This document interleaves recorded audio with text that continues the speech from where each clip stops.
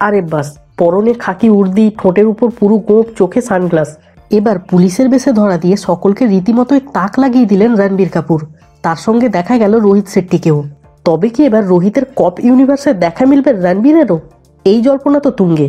তবে বিষয়টা কি সত্যি তাই? সবটাই জানাচ্ছি এই ভিডিওতে। সম্প্রতি রণবীর কাপুরের একাধিক ছবি সোশ্যাল মিডিয়ায় তো বেশ ভাইরাল হচ্ছে। সেখানে অভিনেতাকে পুলিশের বেশে দেখা যাচ্ছে।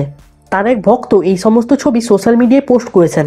সেখানে একটা ছবিতে রণবীরকে পুলিশ অফিসারের বেশে চেয়ারে বসে থাকতে দেখা যাচ্ছে, আর একটা ছবিতে আবার তাকে সানগ্লাস চোখে দিয়ে হাঁটতে দেখা যাচ্ছে। তৃতীয় ছবিতে পরিচালক রোহিত শেট্টির সঙ্গেও দেখা যাচ্ছে রণবীর কাপুরকে।